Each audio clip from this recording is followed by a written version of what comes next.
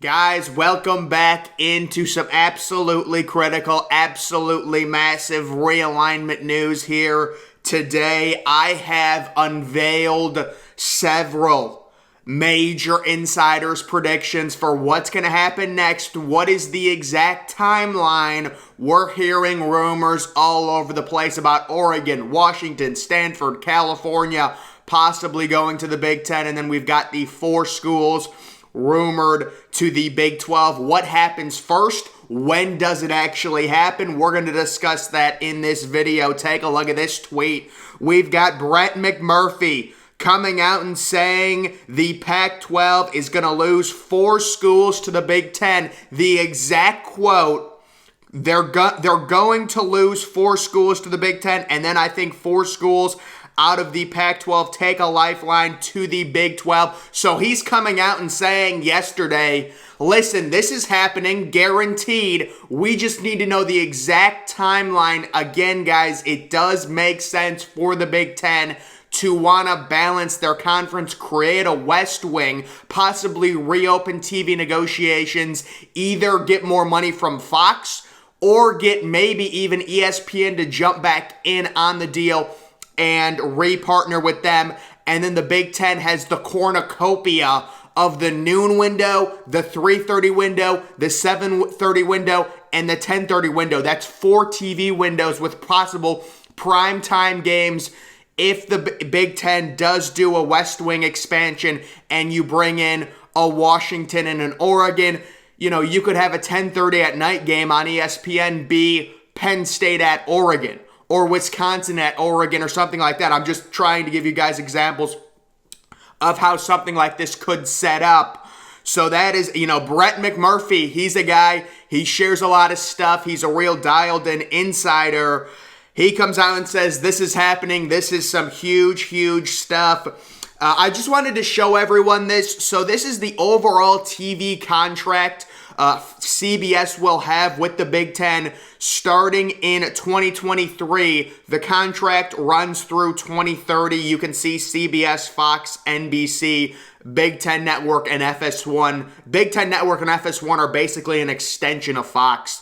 And it's interesting because I had posed the question, CBS still has their SEC deal in the year 2023, and they also start their Big Ten deal in 2023. So how will that scheduling conflict work? I think a lot of people assumed they would be able to get out of that SEC deal and go straight into CBS. Apparently, that's not what's going to happen. So CBS will broadcast 7 games during the 2023 season, and you can see that little note at the bottom, will continue to air SEC games during the 2023 season. So 2023 is going to be such a unique year for CBS where, I would assume they would basically rotate week to week. One week they have an SEC game. The next week they have a Big Ten game. The next week they have an SEC game.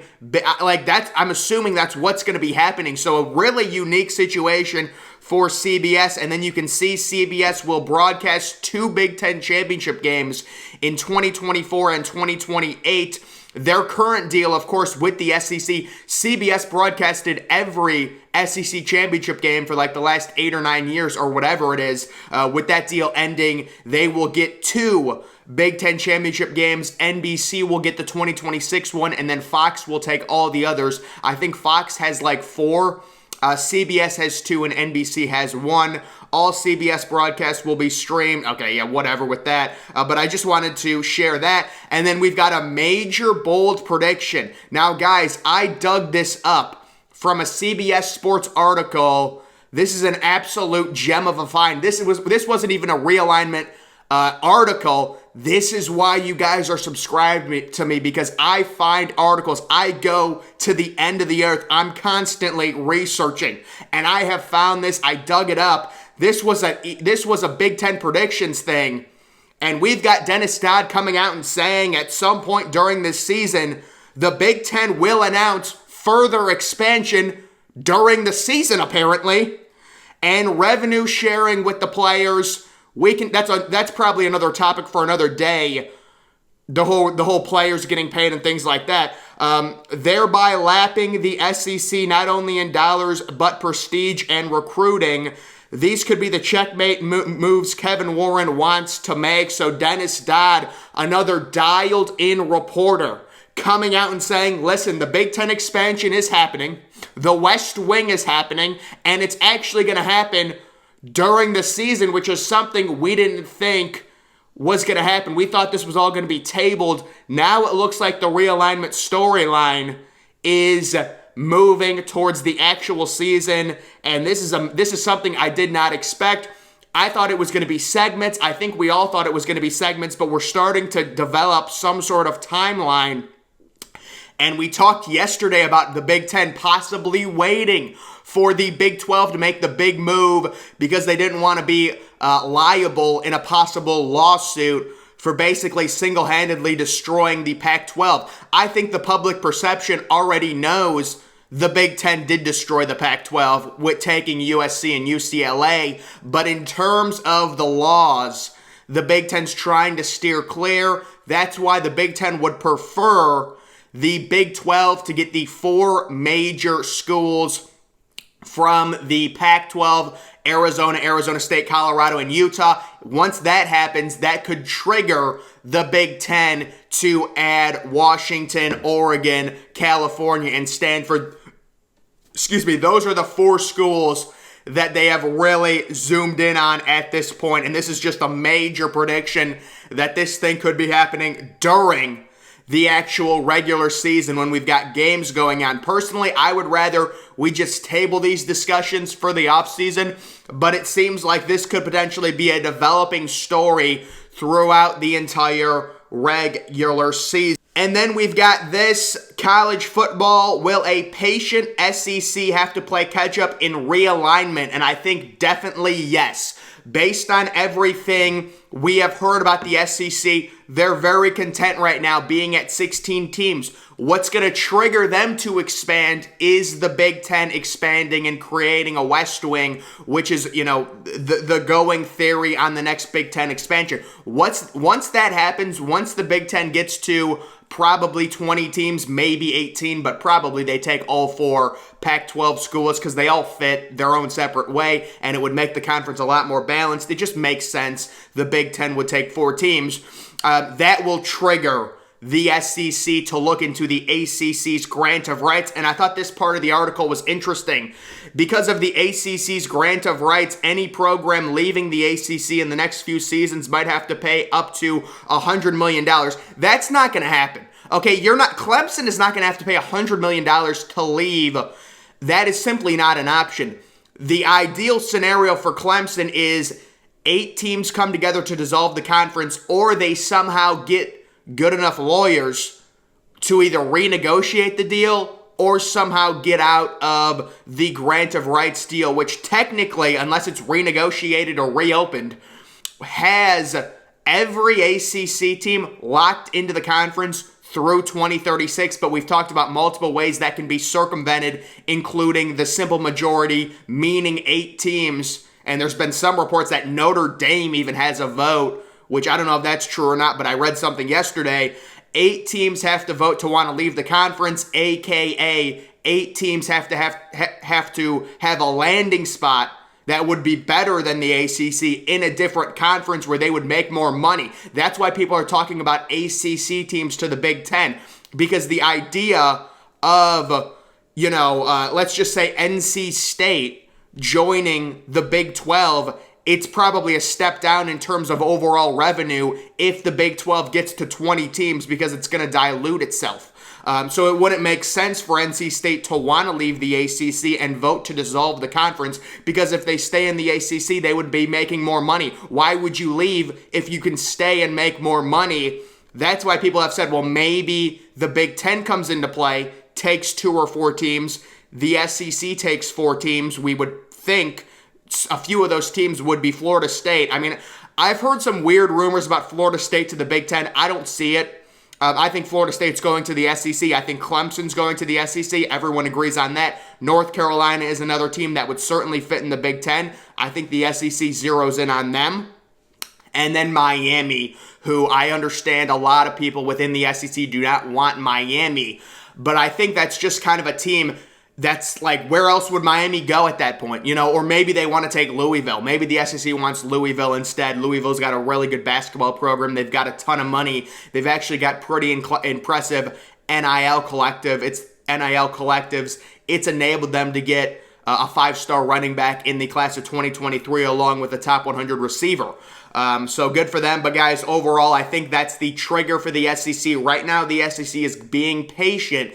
And I think the main reason the SEC is being patient is because there's really no teams right now for them to add or be really aggressive. Like, why would the SEC aggressively pursue teams that are in a grant of rights deal through 2036 when you're at 16 teams, the Big Ten's at 16 teams, the Big 12 right now is at 12 teams, maybe getting to 16 teams?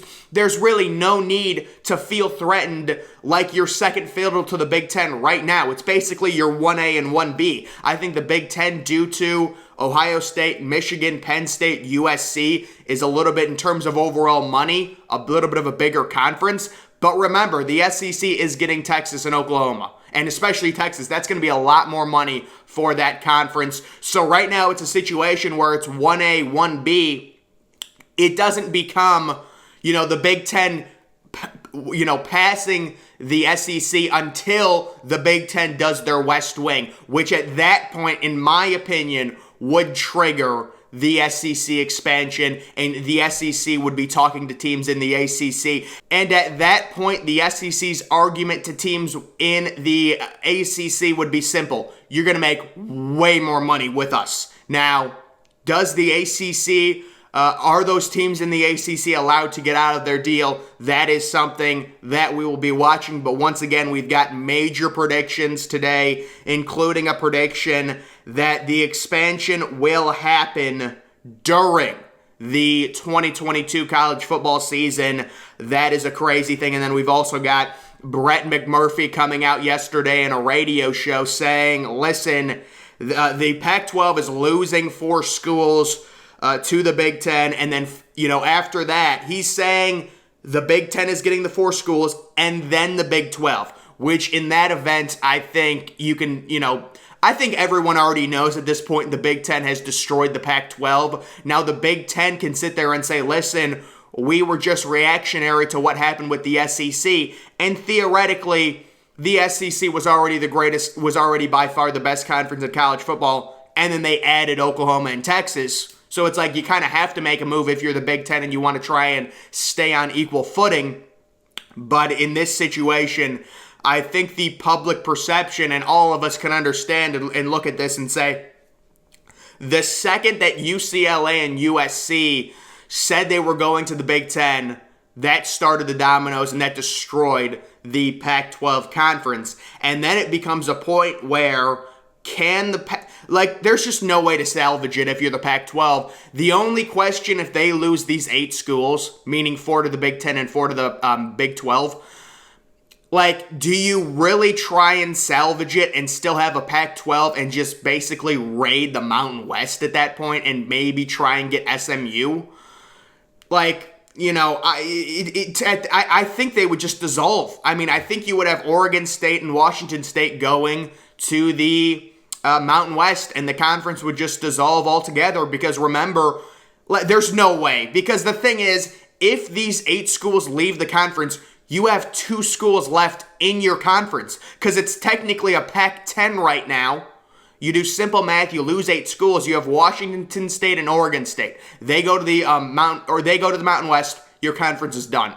That's personally, I think, the most logical scenario based on what all of these insiders are saying. And guys, this is a developing situation. Of course, we will see if things actually happen during the regular season. We kind of thought all these talks would be tabled until the next offseason. We know how realignment has gone. We had the major bombshell late July last year with Texas and Oklahoma. Nothing. Well, actually, then we had the realignment in terms of the 4 schools from the American going, or the 3 schools from the American going to the Big 12 along with the independent BYU.